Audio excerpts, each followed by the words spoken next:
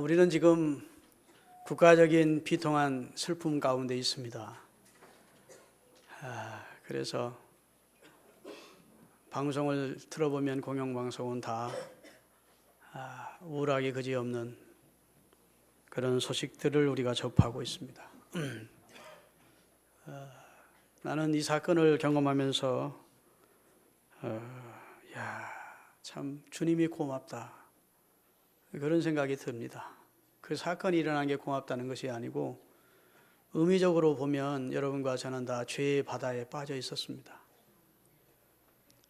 인류는 다 죄의 바다에 침몰되어 있다고요. 세월호보다 더 강력한 사단의 결박 아래 우리가 갇혀 있었다고요. 우리 힘으로는 절대로 그 굴레를, 그 세월호를 뚫고 나올 수가 없었다고요. 우리는 허물과 죄로 죽었었다고요. 여러분, 지금 대단한 분이 나타나서 세월호 속에 들어가 세월호 속에 살고 생존해 있는 사람들을 다 어떤 사람이 살려냈다.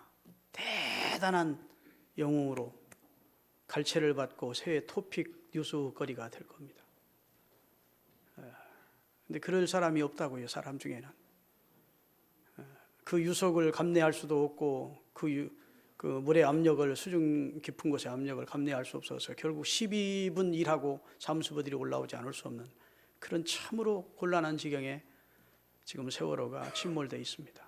어찌 빠져도 그런 곳에 빠졌을까 싶을 만큼 참 어려운 입장이라고요. 여러분, 이것도 영적으로 보면 우리 인류가 그런 상태에 있었다고요. 할렐루야. 전적 무능력한 상태, 전적 타락한 상태, 완전히 소망이 없는 상태에 있었다고요. 여러분, 우리가 천안함 사건 때 그 젊은 군인들이 다 죽었습니다. 근데 한준호라고 하는, 주호라고 하는 준위가 UDT 준인데 들어가서 그걸 인양하는 작업을 하다가 거기서 순직을 했습니다. 한 사람도 살려내지 못한 거예요. 그래도 그 시체들을 인양하는데 자기 생명을 바쳤기에 그 사람을 위대하게 보는 겁니다.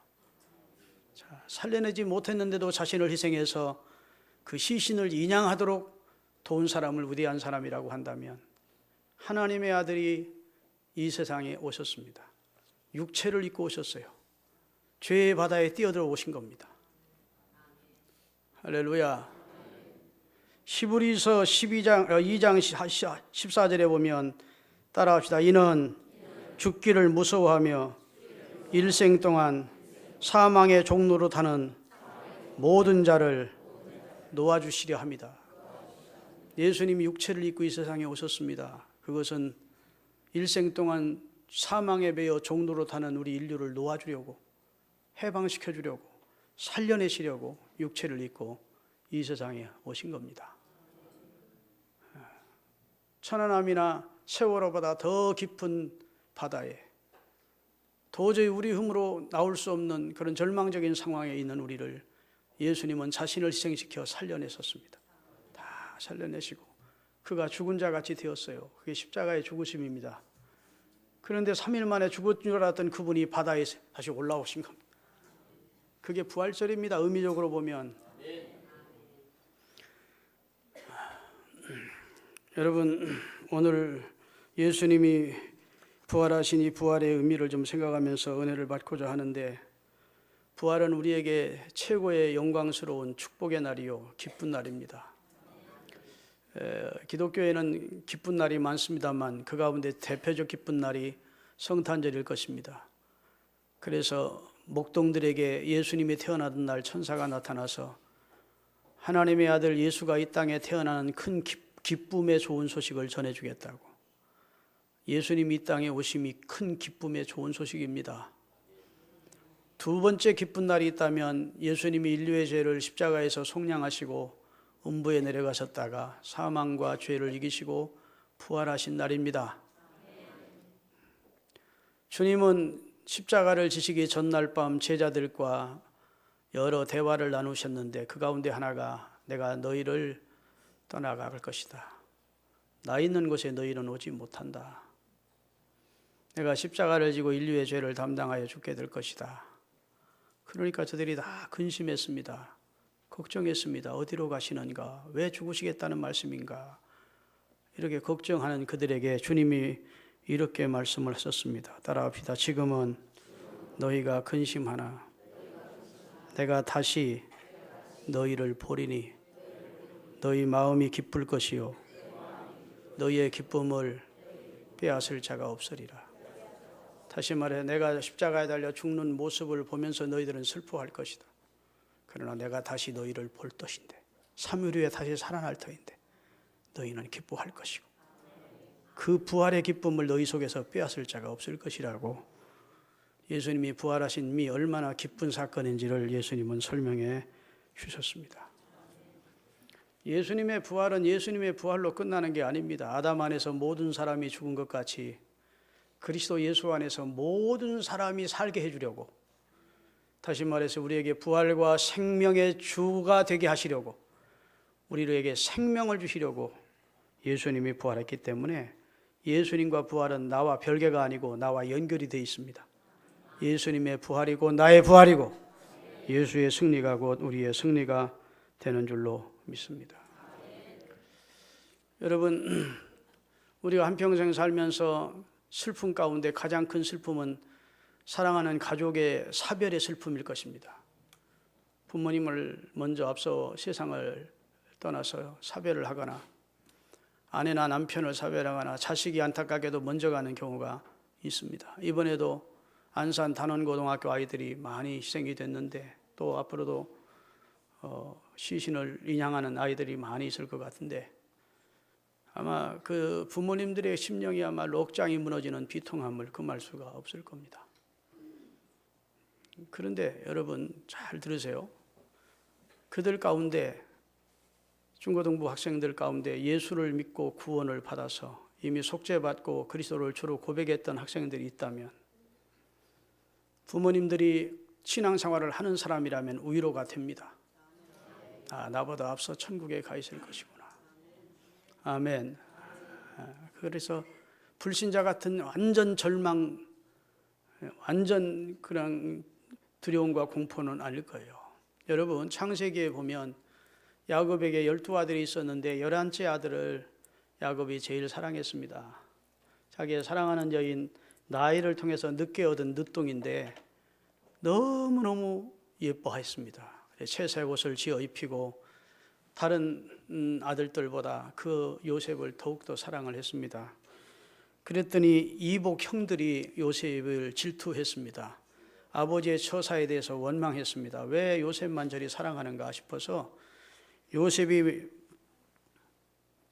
아버지의 심부름으로 양을 치고 있는 자기들에게 왔을 때 요셉을 죽이기를 꾀합니다. 그러다가 죽이지는 말자 하는 큰형 루벤의 말대로 노예상에게 이 요셉을 팔아버립니다. 그리고 요셉의 옷을 벗겨가지고 짐승 하나를 잡아서 짐승의 피를 옷에 묻힙니다. 그리고 후에 돌아와서 아버지 이거 아무래도 요셉 옷 같은데 우리가 돌아오는 길에 이 피 묻은 요셉 옷을 보았습니다. 보니까 피톤시대가 된 요셉의 옷이거든요. 그러니까 아버지 야곱이 요셉의 옷을 품에 안고 통곡합니다. 내 아들이 짐승에 의해 찢겨 죽었구나. 그리고 그때부터 그는 비통한 억장이 무너지는 슬픔 가운데 살았습니다. 그렇게 살다가 10여 년 다 돼서 기쁜 소식을 듣게 됩니다. 죽은 줄 알았던 요셉이 이집트라는 큰 나라의 국무총리가 되어 성공을 했다는 것입니다. 살아있다는 것입니다. 얼마 후에 요셉이 황금마차를 아버지에게 보냈습니다. 아버지, 가족들을 다 데리고 이리로 오세요. 아버지 있을 초소를 내가 다 마련해놨습니다. 그러니까 야곱이 너무너무 좋아서 부랴부랴 가족들을 다 데리고 내가 내 아들을 보러 가리라. 죽은 줄 알았던 내 아들을 보리라. 그리고 와서 아버지와 아들이 서로 먹으려고 맞게 안고 기뻐하는, 그리고 하나님 앞에 감사하는 장면이 성경에 나오죠. 할렐루야. 우리가 앞서간 자식이 먼저 천국 가 있으면 그렇게 될 것입니다. 앞서간 가족이나 남편이나 아내가 혹은 부모님이가 있으면 그렇게 만나는 날이 올 것을 믿으세요. 왜냐하면 인간은 동물이 아니라 영생하는 존재로 하나님이 영혼을 넣어주셨기 때문인 줄로 믿으시기를 바랍니다. 그래서 부활은 사실은 가장 기쁜 날이에요. 성탄절 못지않게 기쁜 날입니다. 특별히 주님이 부활한 그 첫 번째 부활절은 얼마나 기뻤겠습니까? 여러분, 영국의 해군 제도 가운데 하나인 웰링턴이라고 하는 제독이 있었는데, 그 제독이 영국 해군을 이끌고 프랑스의 나폴레옹 군대와 일전을 치르게 됩니다. 그것은 양국의 운명을 건 대전투였어요. 그걸 워터루 전투라고 합니다. 역사에 나오는 얘기예요. 워터루에서 영국 해군과 그 다음에 프랑스 군대가 큰 전투를 치르게 됩니다. 그때가 1815년 6월이었어요. 그때만 해도 무선기가 발명되기 전이라서 불빛으로 승리나 패배 소식을 알려주었습니다. 반짝반짝반짝 불을 펴가지고. 영국의 해변가에서 수평선 너머에서 지금 대포 소리가 들리고 싸움이 일어난 상황이 벌어졌는데, 지금 영국 백성들이 해변가에 나와서 어떤 신호가 오는지를 초조하게 바라보고 있었습니다. 그런데 그날따라 안개가 자욱해서 제대로 식별할 수가 없는 상황이었는데, 그때 마침 불빛이 반짝반짝 빛내면서 신호를 보내는 거예요. 근데 그 신호가 워털루 전쟁에서 웰링턴 장군이 패했다는, 전쟁에 실패했다는 소식입니다. 남편을 전쟁터로 보내고 아들을 전쟁터에 보내고 무사 귀환을 원했던 영국 사람들이 다 슬픔에 젖어 가슴을 치며 비통해했습니다. 그러면서 시간이 가자 아침이 되자 안개가 싹 갇히면서 시야가 확 트인 거예요. 계속해서 그곳에서 신호가 오는 겁니다. 그런데 잘 그 신호를 보니까 워털루 전쟁에서 웰링턴 장군의 군대가 패했다는 것이 아니라 워털루 전쟁에서 웰링턴 장군이 적군을 패배시켰다는 소식이었어요. 반대 소식. 그 소식을 접한 영국 국민들이 얼마나 기쁜지 손에 손을 잡고 춤을 추면서 기뻐했다는 이야기예요. 여러분, 그 비슷한 사건이 십자가와 부활 사건입니다. 금요일 날 예수님을 따르던 예수님의 제자들과 예수님을 사랑하는 여인들은 비통하기 그지없었습니다. 자기들이 사랑하던 주님, 구주라고 믿었던 주님, 인자하신 주님, 사랑이 많으셨던 주님, 권세가 풍부했던 주님, 그 주님을 따름으로 인하여 자긍심을 얻었고 그 주님을 때문에 새 시대가 열리면 한 자리씩 할 줄 알고 기대했던 그 주님이 처참하게 원수들의 손에 의해서 비참한 모습으로 십자가에 달려 죽어가는 모습을 저들은 보았습니다. 그들의 기대가 다 무너지고 저들의 꿈은 다 물거품이 된 상태입니다. 무엇보다도 사랑과 은혜의 주님, 인자하신 주님, 죄 없으신 주님이 억울하게 십자가에 매달려 죽으시는 장면을 멀리서 지켜본 제자들의 마음은 정말로 심령이 무너지는 것 같은 아픔이었어요. 왜 의인이 저렇게 처참하게 죽어야 되는가 하는 의문과 함께 모든 그들의 가치관이 흔들리는 입장이었어요. 그런데 마리아라는 여자가 예수님을 부활했다는 거예요. 예수님이 내가 부활하신 주님을 만났다는 거예요. 그래도 제자들은 믿지 않았습니다. 누가복음에 보면 또 두 명의 제자가 엠마오로 가다가 부활하신 주님을 만나고 되돌아와서 제자들에게 내가 부활하신 주님을 만났다 했는데도 제자들은 믿지 않았습니다. 그리고 이제 자신들의 배와 그물을 버려두고 자기 모든 것을 다 뒤로 하고 예수님을 따랐어요. 근데 예수님이 처참하게 십자가에 달려 돌아가셨어요. 그래서 금요일 저녁, 금요일 그들은 눈물과 애통의 시간을 보내고 있었어요. 그리고 이제 향후 대책을 제자들이 논의하기 위해서 이거 우리가 어떻게 해야 될까?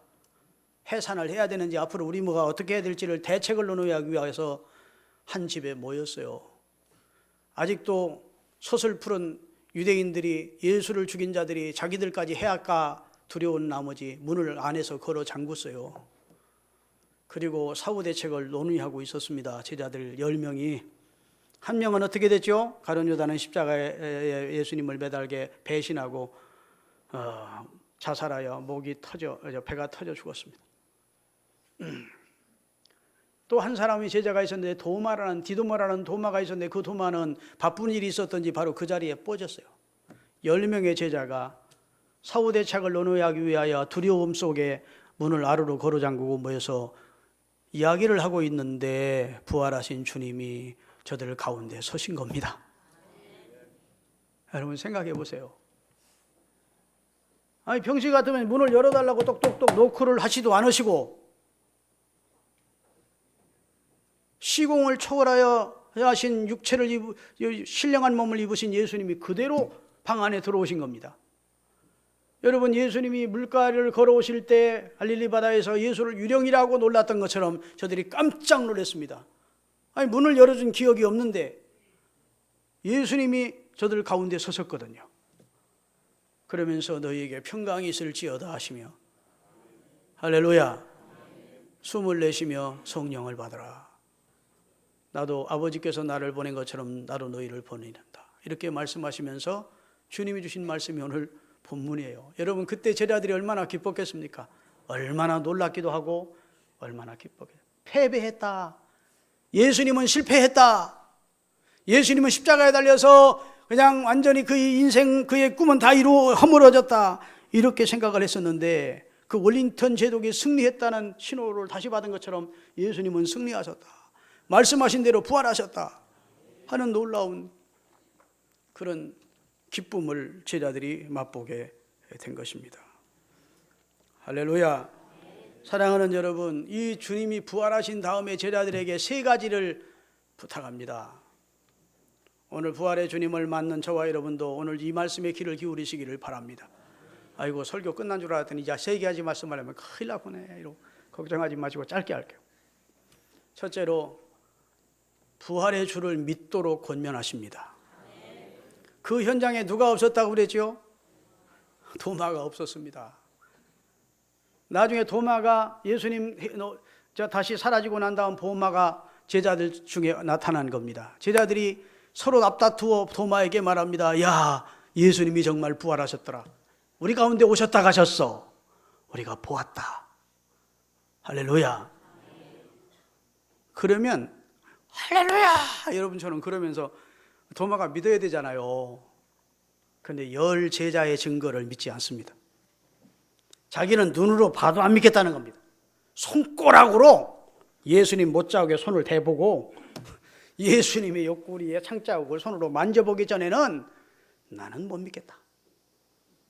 납득이 가는 얘기입니다. 왜? 죽은 자가 부활했다는 사실은 도저히 납득할 수 없는 너무도 초자연적인 일이기 때문에 아무리 도마가 예수님을 스승으로 따르고 믿었지만 죽은 자가 부활했다? 이 사실은 납득이 안 되는 거예요. 여러분 사람 가운데 성향이 이성보다 감정이 앞서는 사람이 있습니다. 이런 사람들은 신앙적 결단도 잘합니다. 그런데 위험성이 있습니다. 이런 사람은 이단에 빠질 가능성도 많습니다. 그런데 감정보다 이성이 늘 앞서는 사람이 있습니다.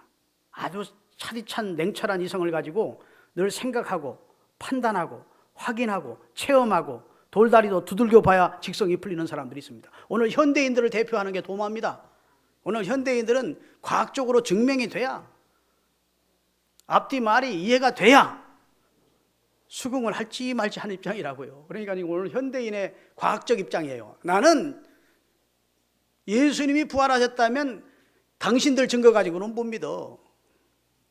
난 눈으로 봐도 헛개빈지 모르니까 못 믿어. 손으로 만져봐서 확인해 볼 거야.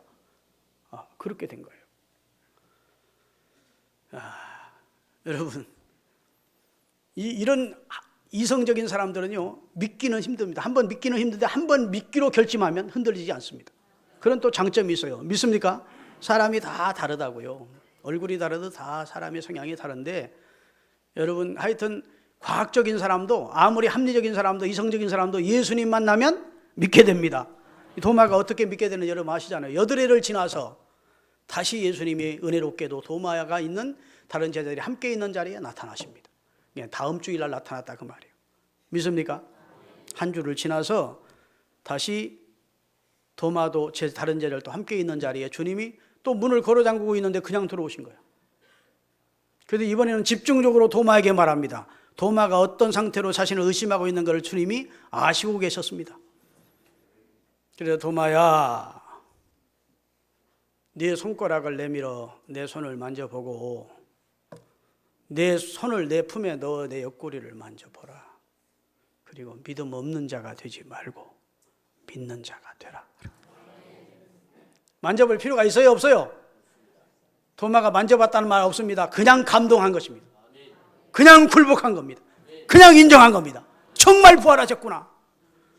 그리고 엎드려 최고의 신앙 고백을 합니다. 주님은 나의 주님이시고 나의 왕이십니다. 나의 하나님이십니다. 그랬더니 주님이 너는 나를 본고로 믿느냐? 보지 못하고 믿으면 더 복이 있을 뻔했다 그 말이에요. 보지 못하고 믿는 자는 더 복되다는 말은 무조건 믿으라는 말이 아니고 하나님의 약속의 말씀에 의지해서 믿었더라면 네가 더 복이 있을 뻔했다. 여러분, 예수님은 죽은 나사로를 살리십니다. 나인성 과부의 아들을 청년아 일어나라 하는 말씀과 함께 살리십니다. 야이로의 딸을 달리다금 하니까 죽은 자 가운데서 그 딸이 일어났습니다. 예수님은 생명의 주인입니다. 그래서 생명을 다 넣어줄 수가, 죽은 자에게 다시 넣어줄 수가 있는 분이십니다. 나는 부활이요 생명이니 그랬잖아요. 그분은 생명 자체라고요. 믿습니까? 생명의 주인 되시는 분이 남은 살리고 자기는 죽겠어요? 사명 다 감당하고 인류의 죄를 죄값을 지불하고 부채를 다 정리해 준 다음 생명의 주님이시기에 부활하신 것입니다.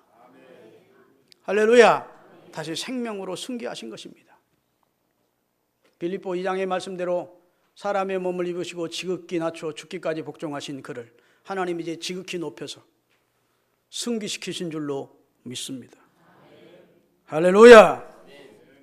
사랑하는 여러분, 이렇게 의심하던 도마가 어떻게 예수님의 부활을 확신하고 예수님을 주로 왕으로 하나님으로 고백하게 되었느냐? 은혜롭게도 이것이 주님의 은혜입니다. 주님이 의심하는 도마를 그 믿음 있는 사람들 가운데 모여있는 그 자리에 찾아와 주신 겁니다. 아멘. 그리고 그의 심령을 부흥시켜 주신 겁니다. 나는 오늘 여러분에게도 우리 주님이 가운데 오셔서 보이지 않지만 여러분 가운데 역사하셔서 여러분의 심령을 부흥시켜 주시기를 원하고 여러분에게도 부활신앙을 확인시켜 주시고 확신이 가지도록 역사해 주시기를 바랍니다. 너희가 그 은혜를 인하여 믿음으로 말미암아 구원을 얻었나니 이것이 너희에게서 난 것이 아니오 하나님의 선물인데, 하나님의 선물인 부활의 주를 믿는 신앙이 여러분에게 더 강력하게 여러분 크게 임할 수 있기를 예수 그리스도의 이름으로 축원드립니다. 할렐루야. 부활하신 주님의 강력한 소원이 무엇이었다고요? 내가 부활의 주라는 사실을 믿으라는 겁니다. 내가 부활의 첫 열매라는 사실을 믿으라는 겁니다. 할렐루야. 두 번째, 너희에게 평강이 있을지어다. 본문은 세 번씩 평강을 선언합니다. 여러분, 세계 제2차 전쟁이 끝나고 유럽 사람들에게 당신의 제일 된 가치가 무엇이냐고 물었답니다. 그랬더니 다 평강을 원한다고 대답했대요. 많은 사람. 돈이 아니고 명예가 아니고 권력이 아니고 전쟁하다 보니까 너무너무 두려움과 공포 속에 사는 그들이 전쟁 끝나고 나서 인간에게 가장 중요한 가치는 평강이구나, 평화이구나, 마음의 평화라는 사실을 알게 된 것입니다. 할렐루야. 우리 교회 집사님 한 분이 늘 염려 속에 살았대요. 무슨 일이라도 늘 염려가 있었대. 사업이 잘 돼도 사업이 안 돼도. 근데 특별 새벽 기도 때 말씀 듣고 늦게까지 기도하는데 하나님께서 마음의 평강을 부어주셨대. 그냥 염려를 다 가져가시고 마음의 평강이 임한 그 순간부터 그런 염려가 다 사라졌대. 요한복음 14장을 찾으십시다. 요한복음 14, 여러분 띄울 테니까 한번 보실 수 있기를 바랍니다. 14장 27절. 평안을 너희에게 끼치노니 곧 나의 평안을 누가 준다? 내가 너희에게 평안을 주겠대요. 내가 너희에게 주는 것은 세상이 주는 평안과 같지 않다는 거예요. 돈이나 명예나 권력 얻어서 잠깐 누리는 그런 평안이 아니라는 거예요. 어떤 상황에서도 흔들림이 없는 평강을 하나님이 우리에게 주시기를 원합니다. 그게 샬롬의 축복이라고. 샬롬. 믿습니까? 민수기 6장 26절에 보면 여호와는 우리에게 평강 주시기를 원한대요. 다 같이 여호와는 그 얼굴을 내게로 향하여 드사 우리 마음에 평강 주시기를 원합니다. 돈, 명예, 권력 있고 아무리 좋은 집에 좋은 차 타도 마음에 평강이 없으면 늘 신경안정제나 먹으며 살고 두통약이나 먹으며 살고 근심 걱정 속에 살면 그게 인생을 지옥으로 사는 거지 축복으로 사는 게 아니에요. 가장 좋은 것은 하나님 주시는 평강입니다. 모든 지각에 뛰어난 하나님의 평강이 그리스도 예수 안에서 너희 마음과 생각을 지켜주도록 하라고. 하나님 주시는 평강이 최고의 축복입니다. 예수 그리스도의 부활을 믿게 되면 할렐루야, 그러면 우리 속에 진정한 평화가 오는 겁니다. 참된 평강은 용서받았다는 데서 와요. 죄에 대해서 늘 죄책 속에서는 평강이 없어. 그런데 주님이 내 죄를 용서하셨다는, 그리고 들의 백합화도 동중의 새도 먹이시는 하나님이 내 생을 책임져 줄 것이라는, 할렐루야, 내 죽음 후에 천국까지 주님은 준비하셨다는 사실을 믿으면 사람이 빼앗을 수 없는 평강이 우리 속에 자리 잡게 되는, 여러분 그 평강을 누리시는 우리 신혼가족들이 되시기를 바랍니다. 자, 부활신앙 가지고 평강을 누리고, 그 다음에 주님이 세 번째 하는 선언이 숨을 내쉬며 가라사대 뭐라? 성령을 받으라. 주님이 우리에게 주시는 세 번째 소원은 성령의 감동으로 예수 믿는 우리에게 이제 성령 충만 받으라는 것이 주님의 소원입니다. 그래야 아버지가 나를 보내신 것처럼 나도 너희를 보낸다 할 때 우리가 예수님의 보냄을 받아서 성령으로 그리스도의 증인의 사명을 감당할 수가 있는 겁니다. 성령으로 사명을 감당할 수 있는 겁니다. 성령으로 하나님 앞에 충성할 수 있는 겁니다. 오늘 부활절을 맞으면서 여러분 주님이 주신 이 부탁 말씀 가운데 부활의 주님이 나타나서 제자들에게 세 가지 소원을 말했어요. 부활을 믿으라, 평강을 소유해라, 성령을 받으라. 오늘 우리에게 주시는 메시지인 줄로 받으시기를 바랍니다. 기도하시겠습니다.